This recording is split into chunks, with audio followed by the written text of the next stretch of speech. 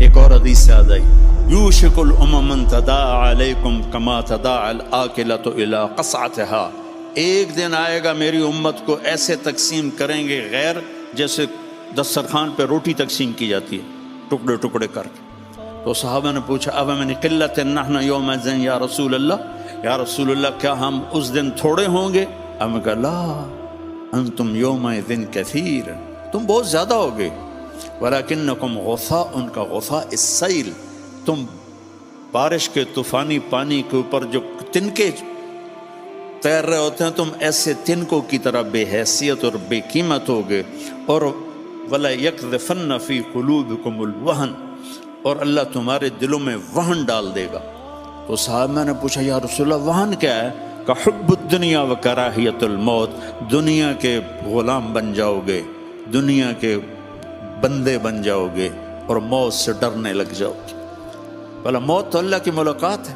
ابراہیم علیہ السلام کے پاس اسرائیل آ گئی، چلو جی، تو وہ کہنے کہ بھلا کبھی خلیل بھی خلیل کو مارتا ہے؟ تو وہ اسرائیل واپس گئے، کہا جی وہ ابراہیم تو یہ کہہ رہے ہیں، کہا اچھا اس سے کہو کبھی خلیل بھی خلیل کے ملنے سے رکتا ہے؟ تو انہوں نے کہا جی اوپر سے تو یہی جواب ہے، کہا جلدی کر لے جا لے جا۔ مسلمان کے لیے تو اللہ کی قسم اگر اللہ راضی ہے تو موت سے خوبصورت تحفہ کوئی نہیں، موت سے خوبصورت پیغام کوئی نہیں۔ اگر اللہ ناراض ہے پھر تباہی ہے۔ عمر بن عبدالعزیز اس تخت پہ بیٹھے جس پہ بنو امیہ کے ظالم حکمران بیٹھے تھے، عبد الملک بن مروان، پھر ولید بن عبد الملک، پھر سلیمان بن عبد الملک، اور چوتھے عمر بن عبدالعزیز۔ عبد الملک ان کے سگے چچا تھے، عمر بن عبدالعزیز اور عبد الملک بھائی تھے، مروان کے بیٹے تھے۔ تو عمر بن عبدالعزیز نے 2.25 سال حکومت کی، اور 3 بر اعظم میں زکوٰۃ لینے والا کوئی نہ بچا۔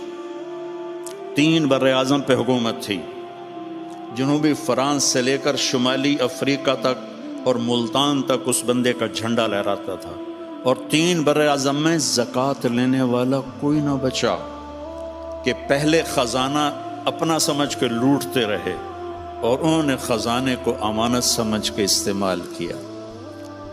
تو وہ انہوں نے بلایا شام کے قاضی رجا کو، کہنے لگے دیکھو عبد الملک میرے چچا مرا تھا تو میں اس کی قبر میں اترا تھا تو اس کے چہرے کا رنگ کالا سیاہ ہو گیا تھا، اور اس کا چہرہ قبلے سے یوں ہو گیا تھا، اور عبد الملک کی یہ جگہ سرخ تھی سیب کی طرح۔ پھر میں نے ولید کو قبر میں اتارا، وہ اس کی کفن کی گیرا کھول کے دیکھا تو اس کا چہرہ ادھر تھا اور کالا سیاہ تھا۔ پھر میں نے سلیمان کو قبر میں اتارا تو اس کے چہرے کو دیکھا تو کالا سیاہ تھا اور قبلے سے ہٹا ہوا تھا، بلکہ سلیمان کی ڈیڈ باڈی جب قبر کے قریب گئی، ہم قبر میں اتارنے کے لیے کوئی رومال لاتا ہے، کوئی ادھر ادھر حرکت کرتے ہیں تو اس کی باڈی ایسے سے ہلنے لگی، تو اس کے بچوں نے کہا ہمارا ابا زندہ ہے۔ عمر بن عبدالعزیز نے فرمایا زندہ نہیں، قبر کا عذاب شروع ہو چکا ہے۔ اور یہ ان تینوں کا جرم کیا تھا؟ ظالم تھے، بددیانت تھے، قومی خزانے کو ذاتی ملک بنا لیا تھا۔ یہ کیا سمجھتے ہیں حکمران کہ یہ مزے کریں گے؟ ان سب کے ہاتھ ایسے بندے ہوں گے قیامت کے دن۔ یہ جتنے جج صاحبان ہیں یہ کیا سمجھتے ہیں کہ ہمیں بڑی اعلیٰ پوسٹ ملی ہوئی ہے؟ ان کے قیامت کے دن ہاتھ یہاں بندھے ہوئے ہوں گے۔ پھر اللہ پوچھے گا بتا تجھے جو حکمران بنایا تھا تو نے کیا کیا میرے بندوں کے ساتھ؟ اگر وہ جواب دے سکا تو اس کے ہاتھ چھوڑ دیے جائیں گے، ورنہ انہی بندے ہاتھوں کے ساتھ جہنم میں گر جائے گا۔ اور قاضی سے اللہ پوچھے گا ہاں کیا فیصلے کیے تھے، کتنے ظلم کے فیصلے کیے تھے، کتنے عدل کے فیصلے کیے تھے؟ اگر وہ عدل کے فیصلوں میں کامیاب ہو گیا تو ہاتھ چھوڑ دیے جائیں گے اور جنت میں چلا جائے گا۔ اگر ظلم کے فیصلے کرتا مر گیا تو انہی بندے ہاتھوں کے ساتھ آگ میں چلا جائے گا۔ بھائیو آخرت بھی ہے، بھائیو صرف دنیا نہیں ہے، آخرت بھی ہے۔ टुक हिर्स हवस को छोड़ मियाँ मत देस बदेस फिरे मारा कज़ाक अजल का लूटे है दिन रात बजा कर नक्कारा क्या बदिया भैंसा बैल शुतर क्या गोनी पल्ला सरबारा क्या गेहूं चावल मोठ मटर क्या आग धुआं और अंगारा सब ठाठ पड़ा रह जाएगा जब लाद चलेगा बंजारा। ये तो रहने की दुनिया नहीं है। दुनिया सलासत अय्याम, मेरे नबी फरमाते थे मैं पाँव उठाता हूँ तो रखने की उम्मीद नहीं होती, सांस अंदर ले जाता हूँ तो बाहर निकालने की उम्मीद नहीं होती। तो भाइयों, अल्लाह के वास्ते अपनी आखिरत का सौदा ना करो। दुनिया का सौदा करना पड़े तो कर दो। क्यों हुसैन ज़बा हो गए 72 समेत, 16 अहले बैत और बाकी जान निसार, क्यों इतना कीमती खून ज़बा हो गया कि एक तरफ दुनिया थी एक तरफ आखिरत थी। उन्होंने आखिरत को गले लगाया, नेज़ों पे सर चढ़ गए। आशिक का जनाजा है ज़रा धूम से निकले, महबूब की गलियों से ज़रा घूम के निकले, चढ़ गए नेज़ों पर। और यजीद ने दुनिया बना ली, आज तक लानत पड़ रही है। तो भाइयों, मैं सारी कौम को हाथ जोड़ के कहता हूँ, हम मिल के अब तौबा करें और हम एक ईमान, उसके बाद नमाज कोई ना छोड़, नमाज की पाबंदी करें।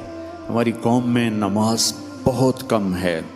हमारे KPK के इलाके में नमाजी हैं, लेकिन वहाँ सूद बहुत ज़्यादा है। लोग सूद पे देते हैं और बहुत जुल्म करते हैं। नमाजी हैं लेकिन सूद नहीं छोड़ते हैं, तो ये उनके लिए बहुत बड़ी तबाही बन जाएगी। 2 आदमियों पे ज़बरदस्त अजाब आने वाला है। 2 आदमी, उम्मत मुस्लिमा में 2 किस्म के लोगों पर सबसे शदीद अजाब होगा। एक सूद खाने वाला, देने वाला नहीं, खाने वाला, सूद लेने वाला, और एक नाहक कत्ल करने वाला। इन दोनों के लिए सबसे खौफनाक अजाब है जहन्नुम का, अहले ईमान में से। जानी शराबी के लिए वो अजाब नहीं है जो सूद खाने वाले और कत्ल करने वाले के लिए। तो नमाज पढ़ो, सारी कौम से कहता हूँ नमाज पढ़ो। अल्लाह ने रिस्क दिया है, ज़कात दो, कुरान पढ़ो, अल्लाह के वास्ते कुरान पढ़ो, अल्लाह के नबी की सीरत पढ़ो, इल्म हासिल करो कि मेरा रब मुझसे क्या चाहता है। मेरा रब पहली सतर है बिस्मिल्लाहिर्रहमानिर्रहीम, कि मैं रहमान और रहीम हूँ, कोई सख्त हुक्म नहीं सुनाऊंगा, आसान होंगे, कर लो, बड़ा नफ़ा रहेगा।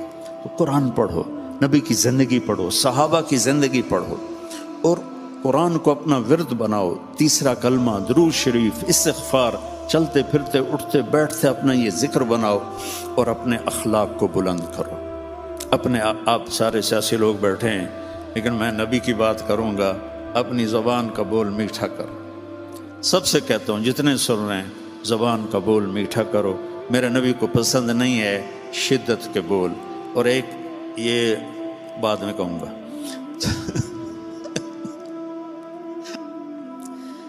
तो अपनी ज़बान के बोल मीठे कर। मेरे नबी ने से पूछा गया, या रसूल अल्लाह, सबसे ज़्यादा जन्नत में क्या चीज़ ले जाएगी? तो आपने फरमाया, अच्छे अखलाक और तक़वा सबसे ज़्यादा जन्नत में ले जाएगी।